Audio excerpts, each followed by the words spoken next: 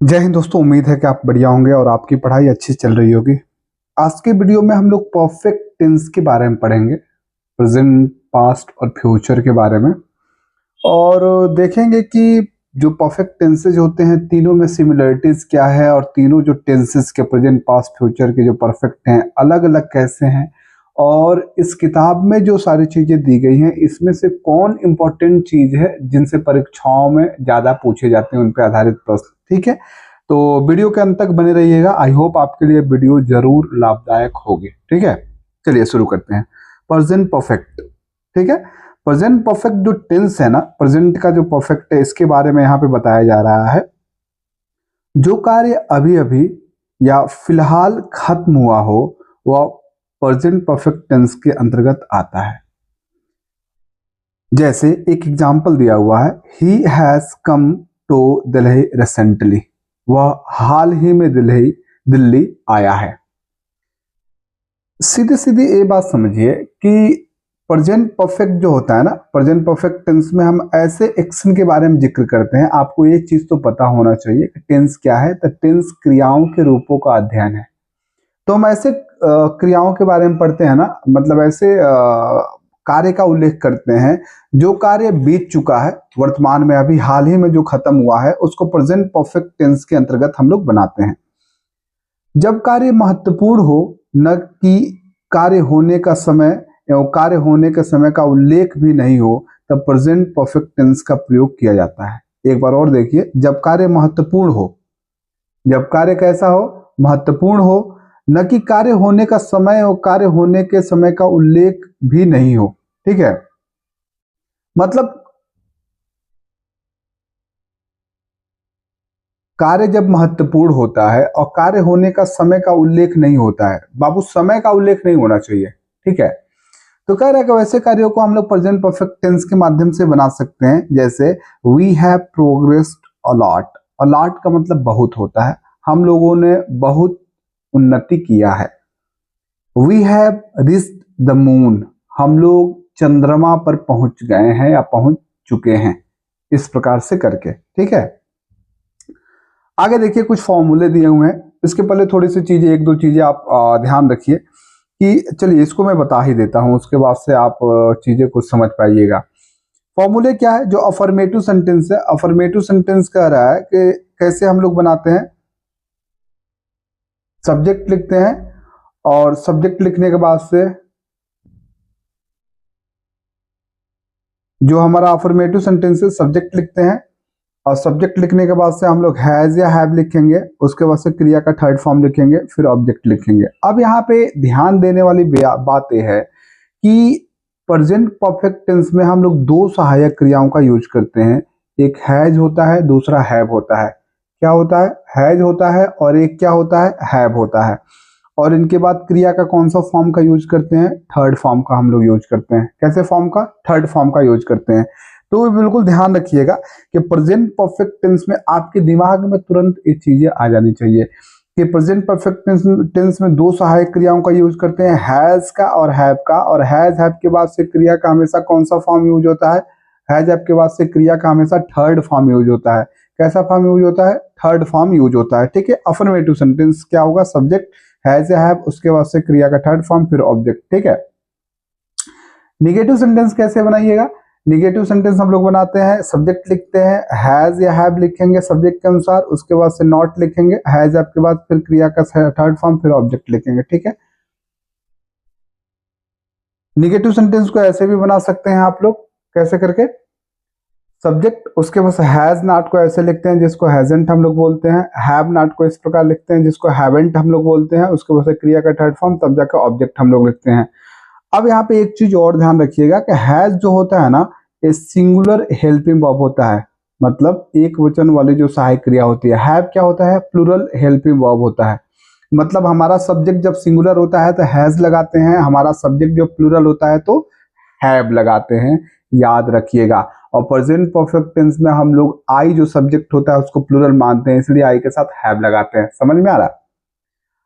Question, अर्थात जो question interrogative sentence होते हैं, अगर इंट्रोगेटिव सेंटेंस आपको लगता है क्या से शुरू होते हैं तो सबसे पहले हैज या हैव लगाइएगा। किसके अनुसार? सब्जेक्ट के अनुसार। तो हैज या हैव फिर सब्जेक्ट, अर्थात सब्जेक्ट के अनुसार हैज हैव लगा दीजिएगा कोई एक, फिर सब्जेक्ट, उसके बाद से क्रिया का थर्ड फॉर्म, फिर ऑब्जेक्ट, तब क्वेश्चन मार्क। अगर नहीं देता है तो कैसे बनाइएगा, हैज हैव सब्जेक्ट, उसके बाद से सब्जेक्ट के तुरंत बाद नॉट, फिर क्रिया का थर्ड फॉर्म, उसके बाद से ऑब्जेक्ट, और इसी नॉट को यहाँ लेके आएंगे तो हैजंट या हैवेंट, तब सब्जेक्ट, फिर क्रिया का थर्ड फॉर्म, उसके बाद से ऑब्जेक्ट।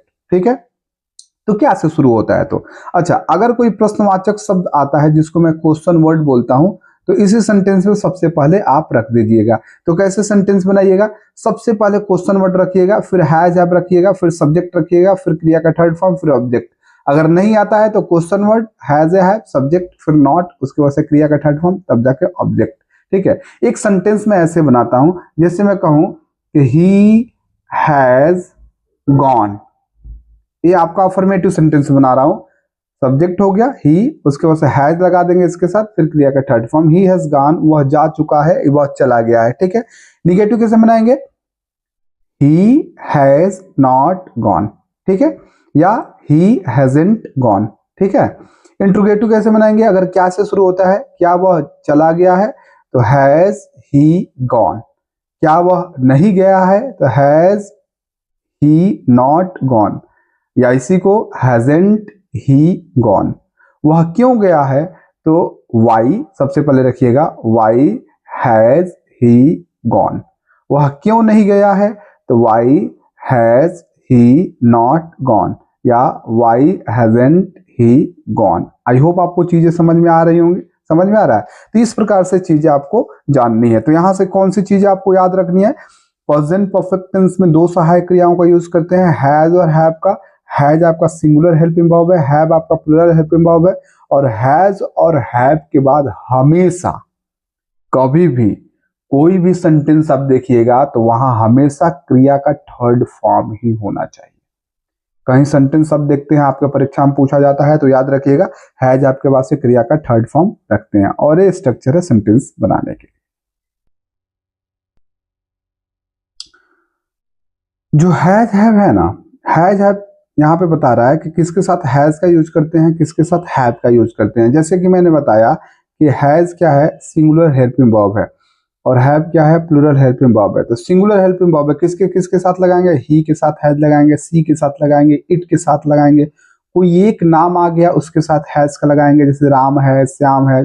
कोई एक संख्या, द बॉय हैज हो गया, अ गर्ल हैज हो गया, कोई एक संख्या लगाए आए तो सब्जेक्ट बने तो हैज का प्रयोग करेंगे। हैव का प्रयोग कहाँ करेंगे, जो प्लूरल है भाई, प्लूरल सब्जेक्ट के साथ करेंगे, आई के साथ हैव, वी के साथ हैव, दे के साथ हैव, यू के साथ हैव। प्लूरल संख्या अर्थात या ऑल, जो भी अगर एक से अधिक नाम आए, राम एंड श्याम हैव हो जाएगा, और उसके बाद से द बॉयज हैव हो जाएगा, द गर्ल्स हैव हो जाएगा। तो ये याद रखने की जरूरत है कि कहाँ पे हम लोग हैव का यूज करेंगे, कहाँ पे हैज का यूज करेंगे। ठीक है, अब अंतर देखें, यहाँ पे कुछ अंतर आपको कह रहा है देखने के लिए, मोस्ट इंपॉर्टेंट है ये। आपको चीजें क्या बोलते हैं कि इस पे आधारित क्वेश्चन आपके परीक्षा में पूछा जाता है। देखिए अंतर क्या है, अंतर आप समझने की कोशिश कीजिए। एक सेंटेंस दिया हुआ है कि science has given us many new inventions, इसको सही बता रहा है। दूसरा दिया है we have reached the moon, ये भी सही है। ठीक है, अच्छा इसी सेंटेंस को अगर यहाँ पे दे दे कि science has given us many new inventions, यहां तक ये दिया है, इसमें क्या जोड़ दिया, इन द 19th सेंचुरी, तो ये क्या बोलते हैं, ये सेंटेंस गलत हो जाएगा। दूसरा सेंटेंस है we have reached the moon, यहां तक दिया है सही है, लेकिन आगे इसमें बढ़ा दे रहा है ऑन 22 अक्टूबर 2008, ये गलत हो जाएगा। गलत क्यों है, आप इस चीज को समझिए। देखिए यहां पे बता रहा है, कह रहा है कि अगर भूतकाल में, बहुत ही माइन्यूट अंतर है आप समझिए, और इस पे आधारित परीक्षा में प्रश्न पूछता है, अगर भूतकाल के समय का उल्लेख हो तो प्रेजेंट परफेक्ट नहीं सिंपल पास्ट का, सिंपल पास्ट टेंस का प्रयोग करें, यानी ऊपर दिए गए दोनों वाक्यों के सही रूप होंगे। सीधी सीधी बात है, कह रहा है कि अगर मान लीजिए कोई एक वाक्य दिया है, सिंपल सी बात समझना बाबू, और उस वाक्य में कार्य होने का समय दिया है, जिसको एडवर्ब ऑफ टाइम हम लोग बोलते हैं, कार्य होने का अगर समय दे दिया है ना, तो उस सेंटेंस को हमेशा हम लोग किसमें बनाते हैं, पास्ट इंडेफिनिट टेंस अर्थात सिंपल पास्ट टेंस में बनाते हैं। मान लीजिए एक कार्य हुआ, बीत गया, और देखो एकदम दिमाग में रखना, ये भूलने वाली चीज ही नहीं है, अब बार बार पढ़ने से बढ़िया है कोई चीज देखो मैं समझा रहा हूं दिमाग में अपने बैठा लो।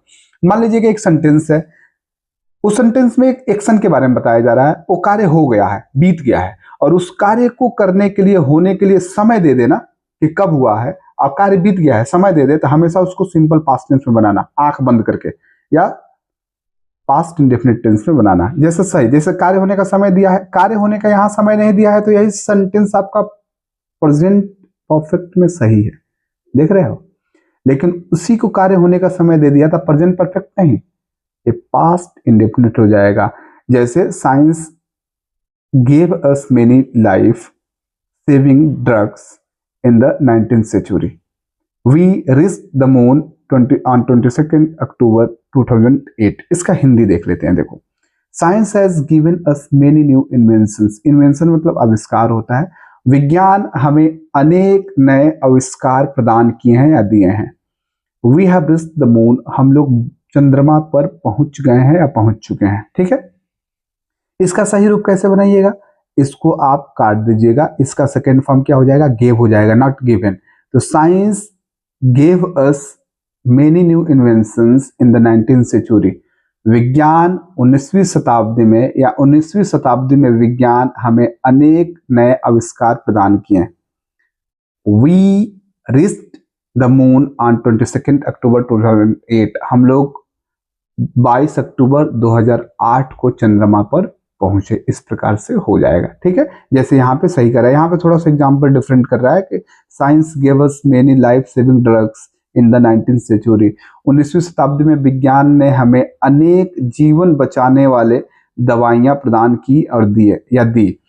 We reached the moon under 22nd October 2008। ये तो मैंने अभी ऊपर ही आपको बताया। ठीक है, यहाँ पे नोट करके यहाँ पे कुछ दे रहा है, कह रहा है कि I have had enough problems here. ये देखो एग्जाम्पल सही है। He has had his breakfast. Example कैसे सही है, मैंने आपसे कहा कि हैज और हैव के बाद से क्रिया का कौन सा फॉर्म आना चाहिए, हमेशा क्रिया का थर्ड फॉर्म आना चाहिए। ठीक है, तो थर्ड फॉर्म है, हैड थर्ड फॉर्म होता है। हैव एक वर्ब है, जब पहला लेसन आप पढ़ेंगे ना तो उसमें क्रियाओं की जो लिस्ट दिया हुआ है मैंने आपको बताया है। तो हैव एक वर्ब है जिसका सेकेंड और थर्ड फॉर्म क्या होता है, हैड होता है। सेकेंड और थर्ड फॉर्म क्या होता है, हैड होता है। तो यहाँ हैव और हैज के बाद से थर्ड फॉर्म के रूप में यूज किया गया है हैड। ये सेंटेंस बिल्कुल सही है। आप ये समझिएगा कि सर यहाँ हैव के साथ हैड का प्रयोग क्यों किया गया है, ये तो पास्ट परफेक्ट टेंस हो गया है, प्रेजेंट परफेक्ट टेंस हो गया है, तो गलत हो जाएगा। दोनों सहायक क्रियाओं का यूज कैसे एक साथ किया जा सकता है, नहीं बाबू, हैव का थर्ड फॉर्म हैड होता है, तो यहाँ ये थर्ड फॉर्म के रूप में यूज हुआ है दोनों, ये सहायक क्रिया के रूप में नहीं यूज किया है। यहाँ हैज हैव सहायक क्रिया है और ये मुख्य क्रिया के रूप में। अर्थ क्या होगा, I have had enough problems here, यहाँ मुझे अनेक समस्याएं हुई हैं या बहुत समस्याएं हुई हैं।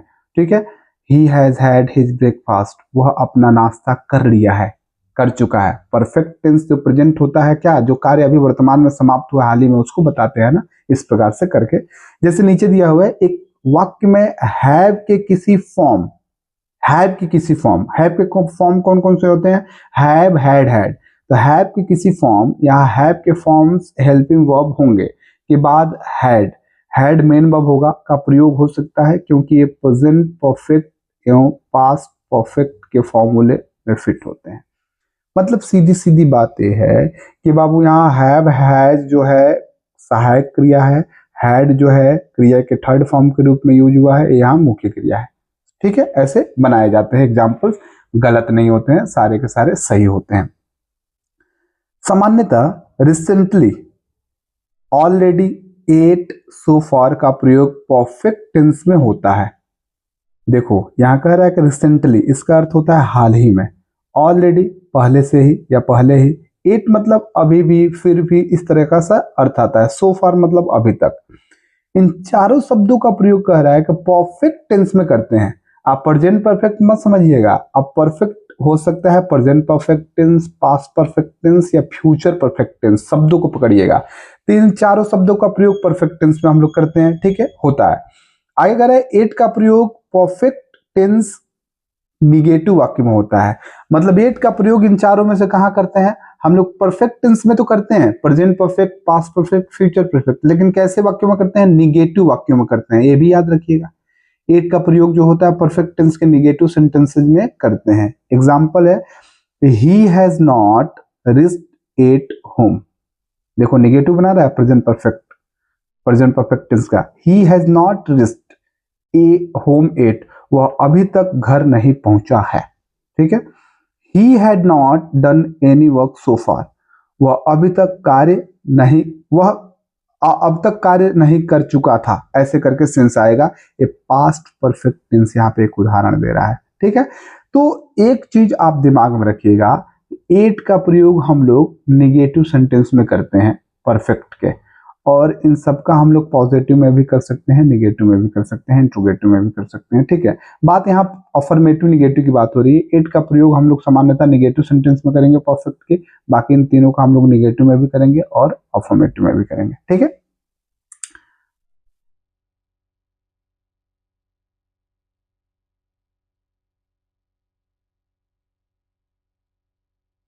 तीसरा नंबर यहाँ पे कहा जा रहा है कि अगर सिंस के बाद सिंपल पास्ट टेंस का प्रयोग हो तो सिंस के पहले प्रेजेंट परफेक्ट का प्रयोग होगा। एक कॉम्बिनेशन याद रखने की जरूरत है।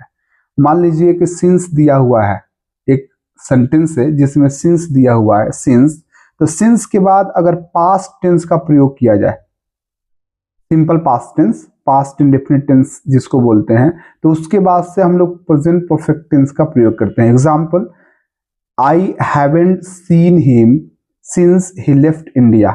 देखो सिंस के बाद सिंपल पास्ट का प्रयोग हो रहा है, सिंस के बाद सिंपल पास्ट, इसके बाद सिंपल पास्ट का प्रयोग हो रहा है, तो सिंस के पहले किसका प्रयोग हुआ? Present perfect. प्रेजेंट परफेक्ट है, हैज के बाद क्रिया का थर्ड फॉर्म लगाते हैं। तो याद रखिएगा, ठीक है। I haven't seen him since he left India, वह जब से भारत से गया है या भारत छोड़ा है, मैं उससे नहीं मिला हूं, इसका अर्थ ये होगा। ठीक है। या मैंने उसे नहीं देखा है, ऐसे भी बोल सकते हैं। तो कॉम्बिनेशन याद रखने की आपको जरूरत है कि सिंस के बाद हम लोग पास्ट इंडेफिनिट टेंस का प्रयोग करते हैं। पास्ट इंडेफिनिट टेंस का क्या पहचान होता है? सब्जेक्ट होता है और क्रिया का कौन सा फॉर्म होता है? सेकेंड फॉर्म होता है। ठीक है। या निगेटिव बनाएंगे तो सब्जेक्ट लिखेंगे, डिड लिखते हैं, डिड के बाद से क्रिया का फर्स्ट फॉर्म लिखते हैं। तो डिड पास्ट इंडेफिनिट में प्रयोग करते हैं या सेकेंड फॉर्म हम लोग प्रयोग करते हैं क्रिया का।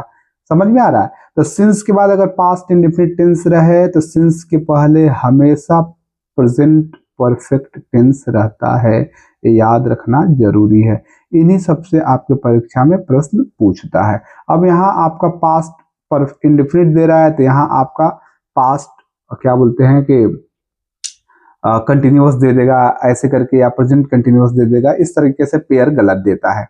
नोट बता रहा है पहला नंबर, ऐसे वाक्यों में प्रेजेंट परफेक्ट के स्थान पर कोई मॉडल भी परफेक्ट फॉर्म में आ सकता है। जैसे पहला आप लेसन जब आप देखेंगे ना, वीडियो अगर पढ़े होंगे, तो आपको मॉडल के बारे में बताया था। May, might, can, could, shall, should, will, would, ये सब के सब मॉडल हैं। माइट हो गया, ऑट हो गया, ये सब। तो कह रहा है ना कि सेम चीज ऊपर वाला ऐसे ही बता रहा है कि सिंस के बाद अगर क्या बोलते हैं कि पास्ट इंडेफिनिट टेंस रहता है, तो इसके पहले हम लोग मॉडल का परफेक्ट फॉर्म लिख सकते हैं। भाई परफेक्ट ही तो ऊपर भी लिख रहे हैं, लेकिन प्रेजेंट का, यहाँ मॉडल का था। मॉडल का परफेक्ट कैसे होता है? हम लोग मॉडल लिखते हैं, अब मॉडल के बाद से हम लोग क्या लिख देते हैं? हैव लिखते हैं। अब परफेक्ट में हमेशा क्रिया का कौन सा फॉर्म आता है? थर्ड फॉर्म आता है। समझ में आ गया? तो जैसे देखो यहाँ पे ही मे हैव ग्रॉन, देखो मे लिखने के बाद से हैव लिख दिया, ए मॉडल का परफेक्ट फॉर्म इसको बोलते हैं, modal in perfect form. He may have grown old since she last saw him, ये पास्ट इंडेफिनिट टेंस है। he may have grown old since she last saw him। तो याद रखने की जरूरत है आपको ये चीजें कि एक तो कहा जा रहा है कि अगर सिंस के बाद पास्ट इंडेफिनिट टेंस आता है तो सिंस के पहले दो कंडीशन बन रहे हैं, या तो आएगा प्रेजेंट परफेक्ट टेंस या तो मॉडल को परफेक्ट में हम लोग लिख सकते हैं, और दोनों में क्रिया का थर्ड फॉर्म में लिखते हैं परफेक्ट में। ठीक है। दूसरा नंबर जैसे में नोट में कहा जा रहा है, अगर सिंस का प्रयोग वाक्य के शुरू में कर लिया जाए तो सिंपल पास्ट टेंस भी सिंस के साथ वाक्य में प्रथम भाग में आ जाएगा। अब यहां से एक लॉजिक निकल रहा है, समझ में आ रहा है? इन तीनों सेंटेंसेज में सिमिलरिटी क्या है कि सिंस के तुरंत बाद आप देखो सिंपल पास्ट का यूज किया जा रहा है, समझ में आ रहा है, पास्ट इंडेफिनिट टेंस का यूज किया जा रहा है। तो सीधे सीधे आपको याद रखने की क्या जरूरत है कि सिंस के बाद हम लोग पास्ट इंडेफिनिट टेंस का यूज करते हैं ना, सिंस के बाद किसका यूज करते हैं, पास्ट इंडेफिनिट। सिंस के बाद पास्ट इंडेफिनिट टेंस का यूज ही हो रहा है, सिंस के बाद पास्ट इंडेफिनिट टेंस का यूज ही हो रहा है, तो इसके बाद से तीन कंडीशन बन रहे हैं, दो इसको तो उलट के दे दिया है यार, प्रेजेंट परफेक्ट या मॉडल का परफेक्ट, यहाँ प्रेजेंट परफेक्ट दिया हुआ है, मतलब इसी पहले सेंटेंस को भी घुमा सकते हैं ऐसे कि since he left India I haven't seen him, बाद में लिख सकते हैं, वही बात यहाँ पे कह रहा है। Since he joined the army he has not taken any leave, जब से उसने आर्मी ज्वाइन की है उसने कोई छुट्टी नहीं लिया है। आप इसको इस सेंटेंस को ऐसे घुमा कर लिख सकते हैं, ही has not taken any leave since he joined the army.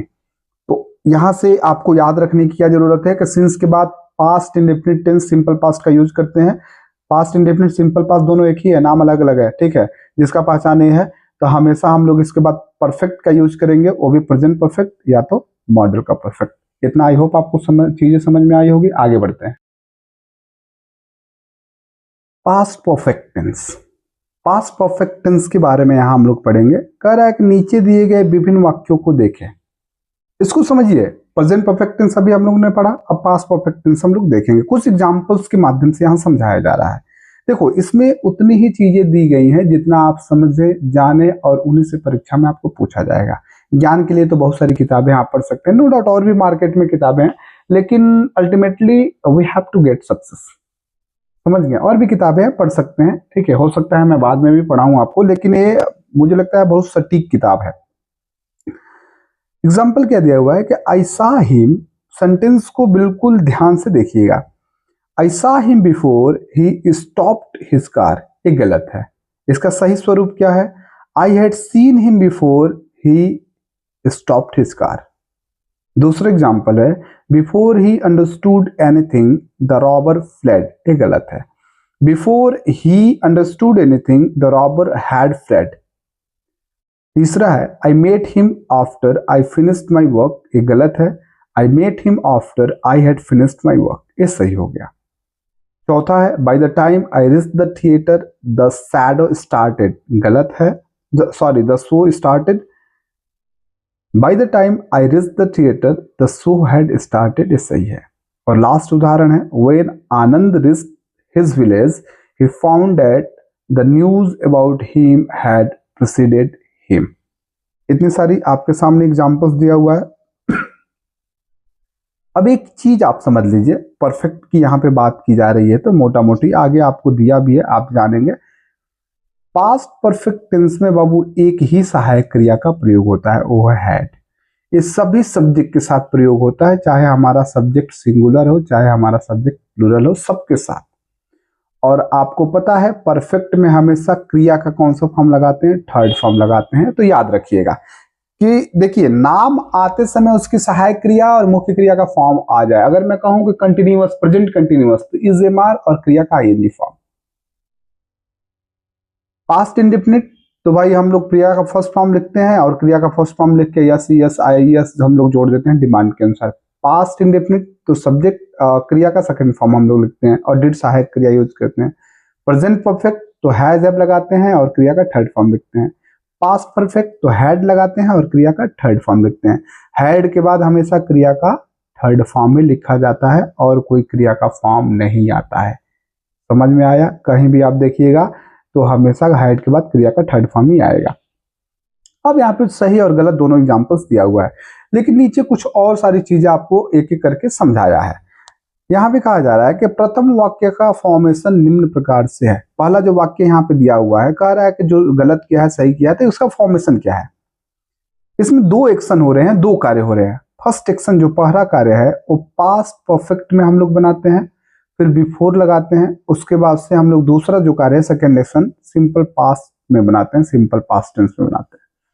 अब आपको पता है कि पास्ट परफेक्ट जो टेंस जो यहाँ पे हम लोग पढ़ रहे हैं, तो पास्ट परफेक्ट टेंस में हैड लगाते हैं, क्रिया का थर्ड फॉर्म लगाते हैं, और सिंपल पास्ट में आपको पता है क्रिया का सेकंड फॉर्म लगाते हैं या सहायक क्रिया के रूप में डिड लगाते हैं।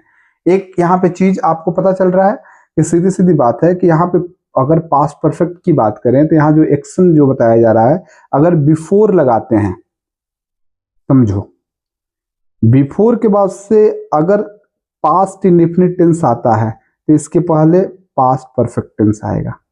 याद रखना इस बात को, बिफोर के पहले पास्ट इंडेफिनिट लगाते हैं तो इसके पहले पास्ट परफेक्ट आएगा। जैसे आई हैड सीन हिम, देखो पास्ट परफेक्ट आ रहा है, हैड के बाद से क्रिया का third form, before he stopped his car. इसमें दो कार्य हो रहा है कि उसके गाड़ी रोकने से पहले मैं उसे देख चुका था। जैसे कैसे आपने पढ़ा होगा बचपन में, चाहे अभी आप जब शुरू शुरू में ऐसे कुछ अंग्रेजी जानने की कोशिश कर रहे हैं, सुने होंगे स्कूल वगैरह में कि डॉक्टर के आने से पहले मरीज मर चुका था। इसमें दो कार्य है, एक डॉक्टर का आना और मरीज का मरना। तो जो कार्य पहले होता है ना, उसको हम लोग बनाते हैं पहला कार्य को पास्ट परफेक्ट में और दूसरे कार्य को सिंपल पास्ट में। सिंपल सी बात है। तो इसमें कार्य कौन सा पहला हुआ है? डॉक्टर का आने के पहले मरीज मर चुका था, मरीज मरना है तो the patient had died before the doctor came. पहला आपका एक्शन हुआ जो past perfect, the patient had died, उसके बाद से बिफोर, दूसरा the doctor came. Past indefinite tense में बना रहे हैं, पास्ट सिंपल पास्ट टेंस में बना रहे हैं। समझ में आ गया? तो याद रखने की क्या जरूरत है? अच्छा, ये मैं और थोड़ा सा नीचे बता के फिर मैं थोड़ा सा कंफ्यूजन होगा तो सारी चीजें मैं आपको बताता हूँ। द्वितीय वाक्य का फॉर्मेशन निम्न प्रकार से है। दूसरा जो वाक्य यहाँ पे है उसका फॉर्मेशन कैसे है, उसको हम लोग बनाएंगे कैसे? बिफोर का प्रयोग अगर वाक्य के शुरू में हो तो सेकेंड एक्शन जो है पहले सिंपल पास्ट में, उसके बाद से कॉमा देके फर्स्ट एक्शन पास्ट परफेक्ट में। देखो बउआ, याद रखने की क्या जरूरत है? मैंने वही ना कहा कि बिफोर के बाद हमेशा सेकेंड एक्शन ही आएगा। देखो कह रहा है कि अगर बिफोर का प्रयोग शुरू में हो तो सेकेंड एक्शन, उसके बाद से कॉमा देके फर्स्ट एक्शन, और हमेशा सेकेंड एक्शन पास्ट इंडेफिनिट में ही बनेगा, सिंपल पास्ट में। फर्स्ट एक्शन पहला कार्य पास्ट परफेक्ट में बनेगा, ये दिमाग में गांठ बांध लेना। बिफोर के बाद तुरंत बाद कौन सा आएगा? हमेशा दूसरा कार्य आएगा। बिफोर के बाद दूसरा कार्य आएगा। देखो before he understood anything the robber had fled. देखो हैड लिखा है, बिफोर के बाद दूसरा एक्शन हमेशा सिंपल पास्ट में, क्रिया का सेकंड फॉर्म है सब्जेक्ट के तुरंत बाद। बिफोर ही अंडरस्टूड एनीथिंग, उसके कुछ समझने से पहले द रॉबर हैड फ्लेड, डाकू भाग चुके थे। इसका अर्थ ये हो जाएगा। तो यहां से दोनों से आपको क्या समझ में आया कि बिफोर के बाद हमेशा द्वितीय एक्शन आएगा और दूसरा एक्शन हमेशा सिंपल पास्ट टेंस में बनाया जाएगा, पास्ट इंडेफिनिट टेंस में, और पहला एक्शन उसके बाद से हम कैसे बनाएंगे? पास्ट परफेक्ट टेंस में बनाएंगे। जो याद रखेंगे, या तो आप ऐसे करके बना लीजिए या तो ऐसे करके बना लीजिए, आपकी इच्छा। आगे बढ़िए। तीसरे वाक्य का फॉर्मेशन निम्न प्रकार से। ये जो तीसरा सेंटेंस है इसको कैसे फॉर्म किया है वह देखिए। यहाँ पे बिफोर पढ़ रहे थे तो बिफोर के बाद कौन सा आ रहा था? हमेशा बिफोर के तुरंत बाद सेकंड एक्शन आ रहा है। सेकंड एक्शन क्या किस में बना रहा है? पास्ट सिंपल में, सिंपल पास्ट में।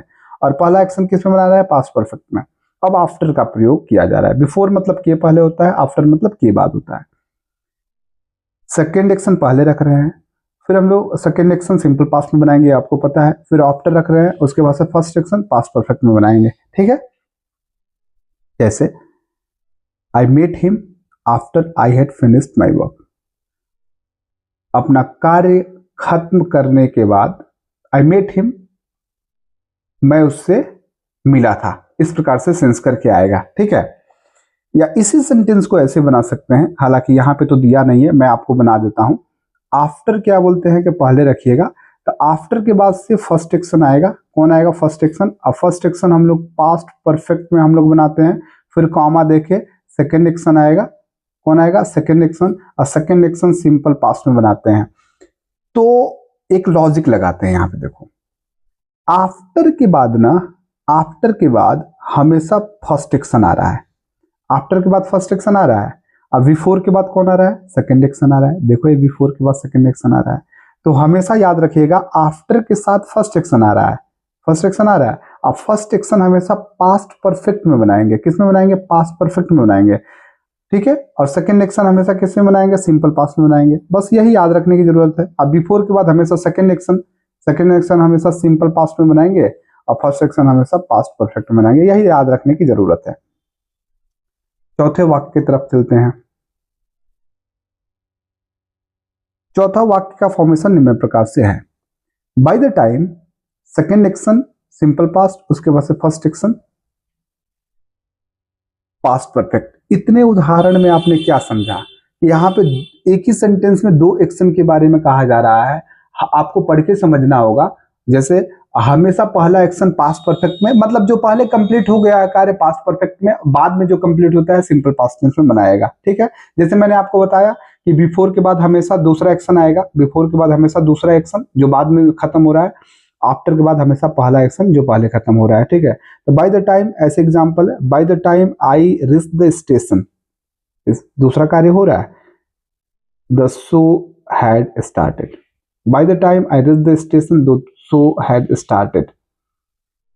थिएटर पहुंचने के समय, मतलब थिएटर पर पहुंचने से ही मतलब के समय शो स्टार्ट हो चुका था, कार्यक्रम स्टार्ट हो चुका था। इस तरह मतलब आपने पहुंचा, जैसे मूवी देखने आप जा रहे हैं, अब पता चले कि शुरू हो गया, तो वही बात यहाँ पे कहा जा रहा है। तो बाय द टाइम के बाद से कौन सा आ रहा है? सेकंड एक्शन आ रहा है, उसके बाद से फर्स्ट एक्शन आ रहा है। सेकंड एक्शन, इसका यही एक फॉर्मेशन है। इन लोगों को, इनको तो हम लोग घुमा के बना रहे हैं आफ्टर और बिफोर को, लेकिन बाय द टाइम के बाद से यही सुटेबल ज्यादा होता है, ज्यादातर यही पूछता भी है। इस प्रकार से सेकंड एक्शन आएगा, फर्स्ट एक्शन आएगा। आप फर्स्ट एक्शन पास्ट परफेक्ट हर जगह और सेकंड एक्शन सिंपल पास्ट, याद रखने की जरूरत है। आगे बढ़िए। अगर दो कार्य पास्ट में एक के बाद एक हो तो पहला कार्य पास्ट परफेक्ट होगा और दूसरा कार्य सिंपल पास्ट होगा। वही बात कहा जा रहा है। मैंने कहा कि अगर भूतकाल में दो कार्य होते हैं तो पहला कार्य हमेशा पास्ट परफेक्ट में बनाइएगा और दूसरा कार्य हमेशा पास्ट इंडेफिनिट टेंस में बनाइएगा। ऊपर उदाहरण से आप समझ गए होंगे जैसा मैंने आपको समझाया। कुछ फॉर्मूले दिए हुए हैं कि अफर्मेटिव सेंटेंस कैसे बनाएंगे। आप सब्जेक्ट रखिएगा, फिर हैड रखिएगा, फिर क्रिया का थर्ड फॉर्म तब ऑब्जेक्ट। निगेटिव कैसे बनाइएगा? सब्जेक्ट हैड, उसके बाद से नॉट, हैड नॉट को ऐसे लिखिएगा, हैडेंट पढ़ते हैं, फिर क्रिया का थर्ड फॉर्म, फिर ऑब्जेक्ट। प्रश्नवाचक अगर जो सेंटेंस है क्या से शुरू होता है तो सबसे पहले हैड रखिएगा, हैड, फिर सब्जेक्ट, क्रिया का थर्ड फॉर्म, फिर ऑब्जेक्ट, तब क्वेश्चन मार्क। निगेटिव अगर है तो प्रश्नवाचक हैड, सब्जेक्ट, नॉट, क्रिया का थर्ड फॉर्म, फिर ऑब्जेक्ट, या इसी नॉट को यहाँ लाइएगा तो हैडेंट, सब्जेक्ट, क्रिया का थर्ड फॉर्म, उसके बाद से ऑब्जेक्ट। अगर इसी में अगर प्रश्नवाचक शब्द का प्रयोग हो जाए, क्यों, कब, कैसे, क्वेश्चन वर्ड का प्रयोग हो जाए, तो सबसे पहले इसी को रखिएगा, प्रश्नवाचक शब्द, फिर हैड, तब सब्जेक्ट, फिर क्रिया का थर्ड फॉर्म, फिर ऑब्जेक्ट। एक एग्जांपल में लिखता हूं कि ही हैड टोल्ड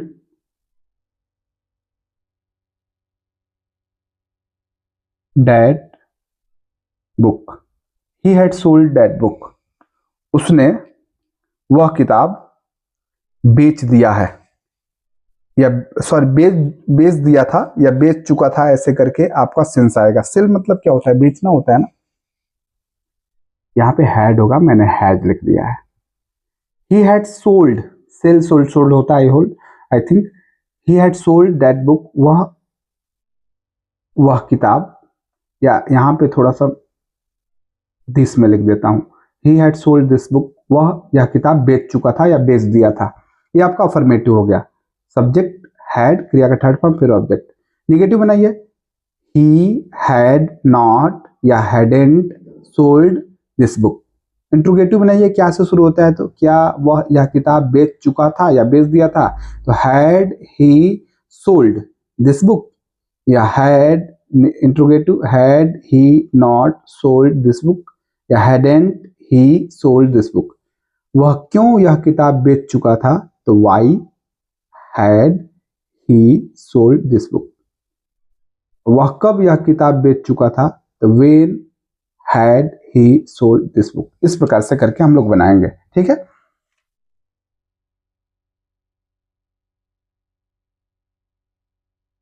यहाँ पे नोट कर रहा है कि वाक्य 5 को देखें, 5वां नंबर जो सेंटेंस था उसको यहाँ पे बताया है, समझाया है। When Anand reached his village, he found that the news about him had preceded him. ये बड़ा एग्जाम्पल है समझाने के लिए, यहाँ पे दिया हुआ है। वाक्य की व्याख्या देखिए, जब आनंद गाह पहुंचा, तो ये आपका सिंपल पास्ट में है। When आनंद reached, सब्जेक्ट के बाद क्रिया का सेकंड फॉर्म है तो पास्ट इंडेफिनिट सिंपल पास्ट, तो सिंपल पास्ट में है। तो पाया कि उसके बारे में जो न्यूज थी वह उससे पहले पहुंच चुकी थी। इसका अर्थ ये होगा, जब आनंद गांव पहुंचा तो पाया कि उसके बारे में जो न्यूज थी, खबर थी, उससे पहले पहुंच चुकी थी। प्रीसीड का अर्थ है से पहले आना। जो शब्द आपको नहीं आएगा उसका अर्थ जरूर लिखिएगा और याद कीजिएगा। आपके परीक्षा में दो चीजों का सबसे महत्वपूर्ण जो योगदान है जिससे आप सफल हो पाइएगा, एक वोकैब है, आप पेपर उठा के देख लीजिएगा, शब्द आपको आने चाहिए, बिल्कुल वर्ड मीनिंग आने चाहिए। मैंने आपसे कहा था आप अपने शब्दकोश बनाओ, एक अच्छी सी कॉपी खरीदो और जो शब्द आपको नहीं आता है आप लिखो और रेगुलरली पढ़ते जाओ, ठीक है। जो आपके परीक्षा से ज्यादा इधर उधर की चीजें मत लिखो, जो आपके परीक्षा से रिलेटेड है वही शब्द लिखो और पढ़ते जाओ। और दूसरी चीज, रूल्स रेगुलेशंस पढ़ते रहो। यही दो चीजें आपको चाहिए। प्रीसीड का मतलब से पहले आना होता है। अगर कोई एक्शन सिंपल पास्ट टेंस से पहले होता है तो वह पास्ट परफेक्ट टेंस में होता है, अतः न्यूज का पहुंचना पास्ट परफेक्ट टेंस में होगा। भाई कहा जा रहा आनंद से पहुंचा बाद में ना, उससे पहले खबर पहुंच चुकी थी, तो खबर पहले पहुंची। मैंने आपसे कहा ना, जैसे ऊपर बताया गया, अगर भूतकाल में दो कार्य होते हैं तो पहला कार्य हमेशा पास्ट परफेक्ट में होता है और दूसरा कार्य होता है पास्ट इंडेफिनिट टेंस में, तो इसीलिए बनाया है। वही वाले सारी चीजें यहाँ पे बताया जा रहा है।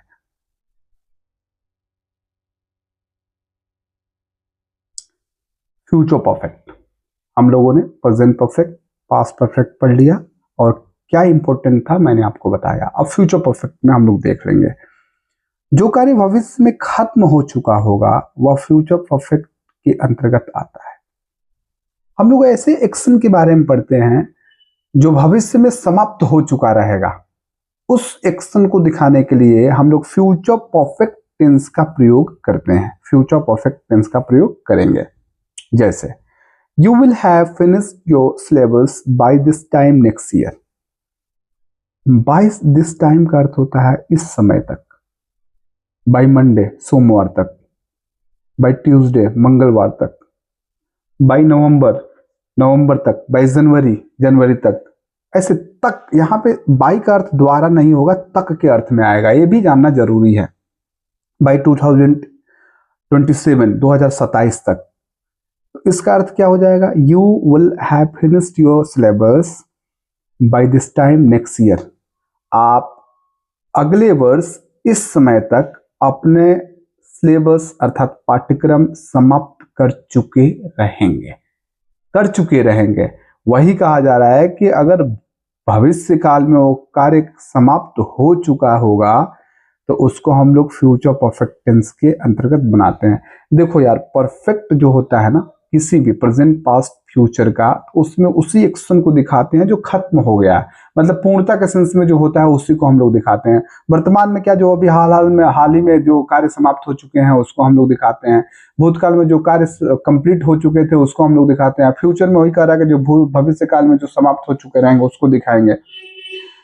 जैसे bye the time I reach the station the train will have left. अब देखो यहां भी बाय द टाइम का यूज किया जा रहा है।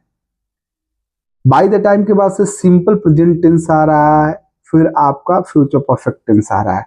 वहां क्या आया था, बाय द टाइम के बाद से सिंपल पास्ट टेंस आता है, फिर पास्ट परफेक्ट टेंस था। यहाँ पे क्या है, सिंपल प्रेजेंट है, फिर फ्यूचर परफेक्ट, मतलब बाद वाले में परफेक्ट टेंस ही आ रहा है। इसके पहले जैसे बाय द टाइम का एक यूज हुआ था, एक एग्जांपल आया था, उसमें तुरंत सिंपल पास्ट था फिर पास्ट परफेक्ट था। यहाँ सिंपल प्रेजेंट है फिर फ्यूचर परफेक्ट है। तो सिंपल प्रेजेंट और फ्यूचर परफेक्ट का एक कॉम्बिनेशन है, याद रखिएगा।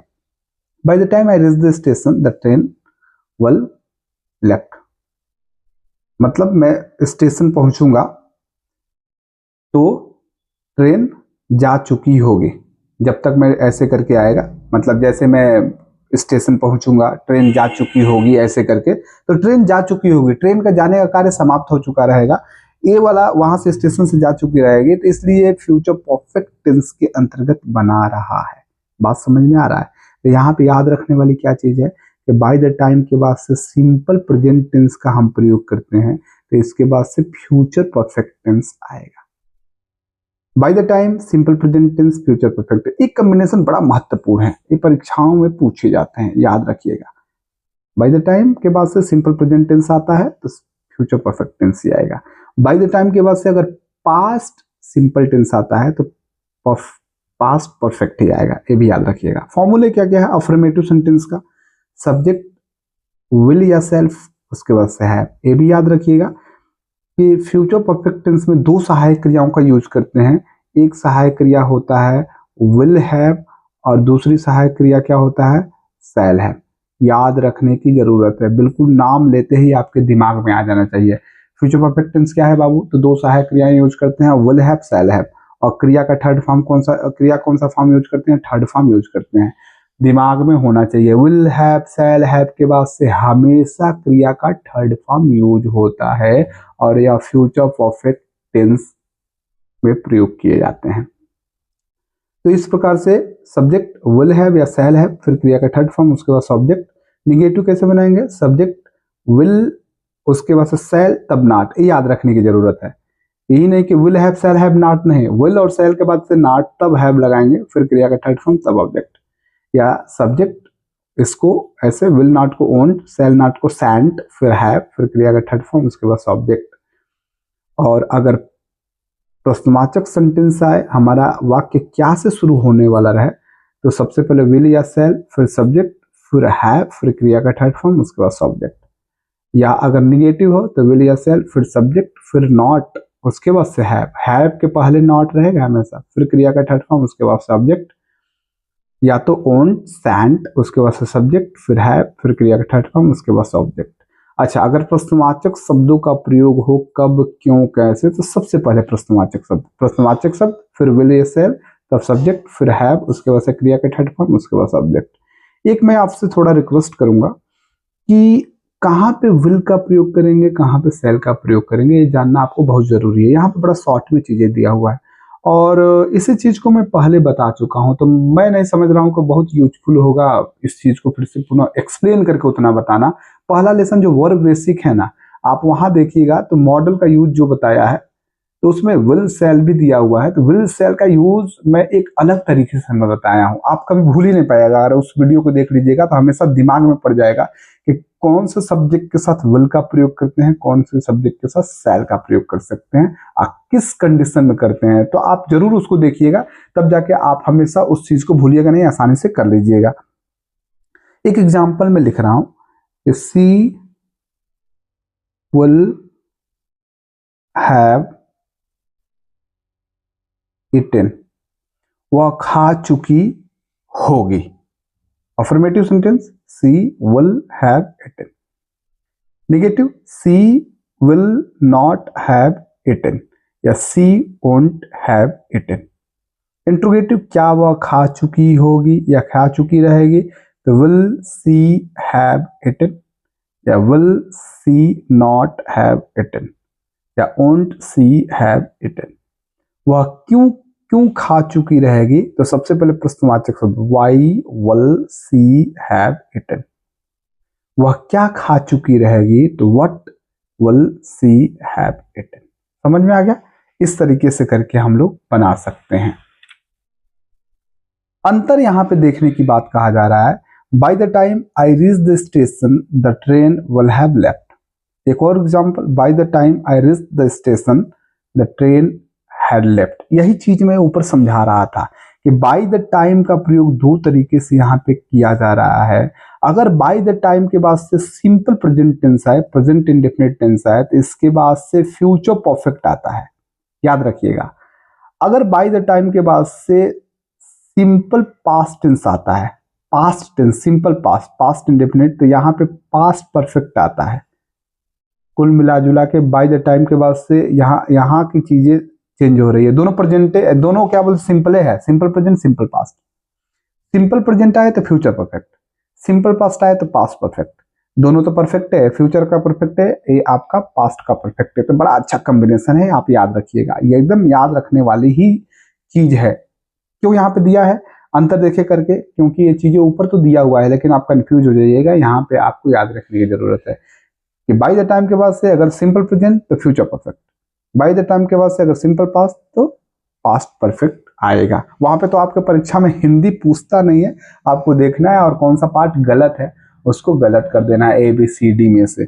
लेकिन आपको आने भी चाहिए, सेंटेंस को जैसे समझे, या तो अंग्रेजी पढ़ के समझ जाइए या तो उसका हिंदी अर्थ आप थोड़ा बहुत समझे और समझ के आपको सारी चीजें आनी चाहिए। कुछ ऐसी चीज है ना जिसको हम देख के हिंदी मतलब अर्थ निकालने की जरूरत नहीं होती, हम सीधा सीधा हम लोग ये चीजें कॉम्बिनेशन याद रहेगी तो कौन सा गलत है कौन सा सही है आपको तुरंत आप ABCD में से मार दीजिएगा कि कौन सा विकल्प गलत है। समझ में आ रहा है? तो आज हम लोगों ने परफेक्ट पढ़ा। आई होप मैं आपको अच्छी तरीके से समझा पा रहा हूँ, चीजें कनेक्ट मैं कर पा रहा हूँ। किताबें देखिए सबके पास होती है, कई बार आपको पढ़ने से ऐसा लगेगा कि भाषा कैसा दिया हुआ है समझ में नहीं आएगा। ये जितनी सारी फ्यूचर परफेक्ट आप दूसरी किताब में उठाकर पढ़ लीजिएगा तो देखिएगा कितने यहाँ पे केवल इतना में दे दिया हुआ है। आप देखिएगा किसी किसी किताब में 4-5 पेजेस में दिया हुआ है। अगर इसको बढ़ा चढ़ा के पढ़िएगा, कभी पढ़े ही नहीं रहिएगा तो तुरंत पढ़ के समझ में आएगा? आपको लगता है आप समझ पाइएगा? कोई ना कोई आपको समझाने वाला होना चाहिए, ना तो सारी चीजें बाउंस मार जाएगी, आप समझ ही नहीं पाइएगा। इसमें वही चीजें दिया हुआ है, कम्पैक्ट रूप से दिया हुआ है, तो कोई आपको अगर समझा दे पढ़ा देना तो सोने पे सुहागा काम हो जाता है। समझ में आ रहा है? तो रेगुलरली पढ़ते रहिए, किताब जरूर एक खरीदिए और उसमें मार्क करते रहिए, लिखते रहिए, रिवीजन करते रहिए। मैं जो बता रहा हूँ मोस्ट इंपॉर्टेंट चीजें, और प्रीवियस ईयर से प्रैक्टिस करते रहिए। आपका काम क्या है? एक ही साधे सब सदे सब साधे सब जाए। इस किताब को ले लीजिए, खरीदिए, मार्क कीजिए, पढ़िए, प्रैक्टिस कीजिए प्रीवियस ईयर खरीद के, और एक वोकैब का किताब जो भी आपको अच्छा लगे किसी का भी ले लीजिए प्रीवियस ईयर, या अगर प्रीवियस ईयर खरीदते हैं उसमें जो मीनिंग दिया हुआ है मत वोकैब खरीदिए, इसको किताब को पढ़िए ईमानदारी से। और एक प्रीवियस ईयर खरीद लीजिए, किसी का भी प्रीवियस ईयर खरीद लीजिए, वहां से जो शब्द आपको देखिए नए नए शब्द हैं अपने अपने डिक्शनरी में नोट करते जाइए, पढ़ते जाइए, वहां से मीनिंग आपको तैयार हो रहा है, वहां से प्रीवियस ईयर भी आप प्रैक्टिस कर रहे हैं और यहाँ से अपने रूल को कनेक्ट कर भी कर पा रहे होंगे, पाएंगे कि कैसे क्वेश्चन पूछा जाता है। तो रेगुलरली पढ़ते रहिए। I hope you will get success soon. बाकी आगे की चीजें नेक्स्ट वीडियो में हम लोग पढ़ेंगे। तब तक के लिए थैंक यू, बाय बाय।